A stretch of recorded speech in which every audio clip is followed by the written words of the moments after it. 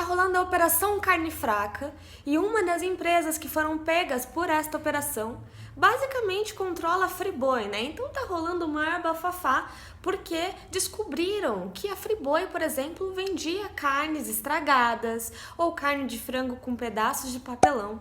E aí eu fui passar o olho pela minha estante para ver algum livro que eu pudesse indicar que tinha a ver com essa notícia. E aí eu encontrei este aqui que chama Substâncias Perigosas, então me perdoem o trocadilho. Substâncias Perigosas é um livro do Pedro Eiras. Inclusive, ele foi lançado pela editora Casa da Palavra, que é da Leia, e na época, quem tinha os direitos, né, quem fazia o projeto gráfico dessa editora, da Casa da Palavra, era uma galera que depois fez o Barba Negra. Então, eles sempre vão ter, gente, uma diagramação, um papel usado e desenhos, ilustrações que são sempre muito bonitos, eles são ótimos nisso. Então, além dessa capa ser maravilhosa, né? O intuito desse vídeo não é necessariamente indicar só esse livro, mas sim conversar com vocês sobre um debate que o autor nos coloca o tempo todo. Então, eu vou ler para vocês muito rapidamente o comecinho do livro, que eu acho que vai narrar bem o que eu quero dizer, né? Por que eu fiz esse link maluco e quais são os debates que o autor nos coloca. Olha só. Talvez a literatura não purifique. Talvez deixe o leitor naquele estado de maldição a que a antropologia chama tabu. E desta vez, nenhuma quarentena pode recuperar para uso social.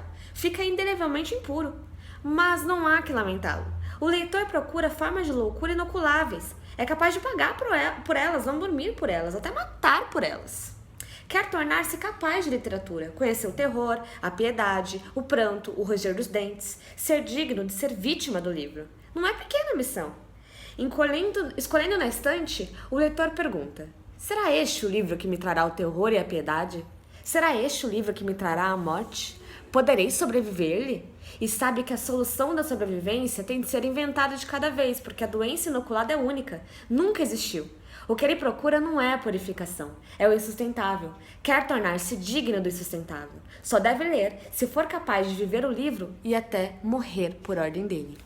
Basicamente, ele começa a falar o quanto que a literatura é uma substância perigosa que pode tomar conta do leitor. E o quanto que a gente se deixa levar por toda a literatura que a gente lê. Eu, por exemplo, acabei de ler um livro que eu logo vou indicar no Valer um Livro, e eu não estou conseguindo falar sobre outra coisa a não ser este livro. Tanto é que estou citando este outro livro num vídeo sobre outro, sabe assim? Eu não estou conseguindo essa conversa sobre ele com os meus amigos. Teve uma época que eu li Interlúdio, que é um dos meus livros preferidos do mundo, assim, e eu indiquei ele tanto porque eu simplesmente não conseguia sobreviver. Eu não conseguia fazer outra coisa a não ser ler aquele livro. O tamanho foi que ele me prendeu. Eu ficava assim, tipo, mano, todo mundo tem que saber sobre isso daqui que tá acontecendo. Ai, meu Deus, sabe? Eu sentia na pele cada coisa que tava acontecendo. Eu li o Iluminado, por exemplo, do Stephen King, nas férias de final de ano, no ano novo, junto com uns amigos meus numa casa de praia. Então tava todo mundo, final de ano, e eu lendo o Iluminado e, tipo, numa casa, sabe, da praia, assim, tipo, meu Deus do céu, é aqui que vai ter vários terrores. E aí é muito interessante quando a gente, começa a perceber que todo leitor é assim, né? Se deixa levar de tal maneira que vive aquela obra, né? E que chora pela obra, ou que fica minimamente triste por aquela obra.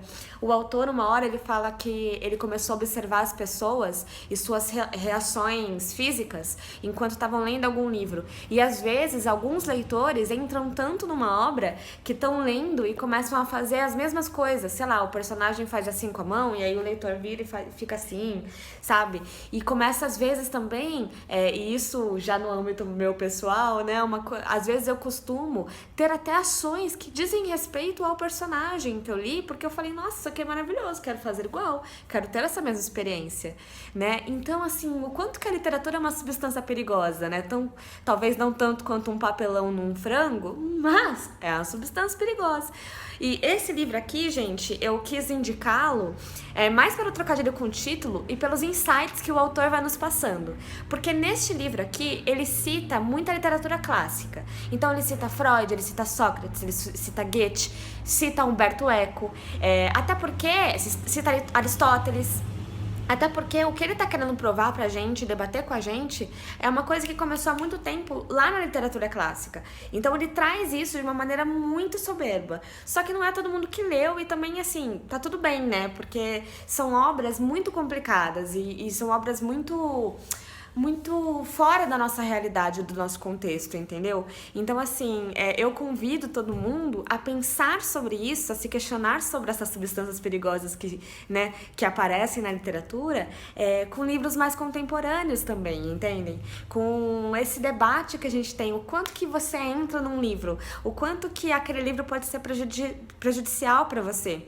Sabem que eu li uma pesquisa uma época, e eu não vou lembrar exatamente muitos detalhes, mas eu lembro de uma coisa, que o autor estava defendendo que alguns livros que falavam sobre morte e suicídio deveriam ser retirados das escolas, uma vez que incentivavam as crianças que os liam a cometer a mesma coisa, né? Até o Pedro Eiras, o autor desse livro, ele cita um personagem do Goethe que se suicida e que o suicídio é posto como uma maneira ok, assim, como uma maneira filosófica de existência, que é uma maneira tão comum quanto você ter uma febre e morrer de febre, tipo. E aí o autor, o Pedro Eiras, fala assim, isso é meio perigoso. E aí ele falou que um dia ele leu uma introdução, um prólogo sobre esse livro, que a mulher falava, no final das contas a dor se transformou em poesia, e numa poesia assassina, alguma coisa assim. Então, no final das contas, olha como a literatura pode ser pesada. Eu não tô dizendo aqui, gente, que as pessoas vão ler o livro e vão sair pra se suicidar, pelo amor de Deus. O que eu estou dizendo é o quanto que a gente entra nessa história, o quanto que a gente é capaz de sair do nosso próprio mundo. Eu acho que é por isso que a leitura é tão gostosa, sabe?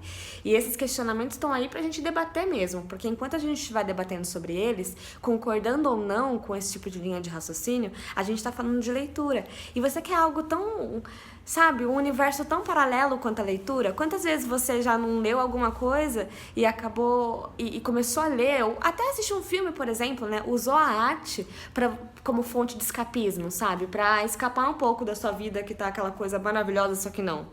Sabem? Então, assim, eu achei muito interessante todo esse questionamento e eu espero que vocês tenham gostado da indicação dessa semana e que vocês também tenham tantos insights e que vocês também se doem pra literatura, assim como eu me dou, porque é uma sensação muito boa você entrar num mundo que não é o seu, sabe? Tem um cara que ele sempre fala que a literatura é a melhor maneira de você conversar com mentes incríveis. E é verdade, porque você passa a conviver e a conversar com o escritor daquela obra, sabe?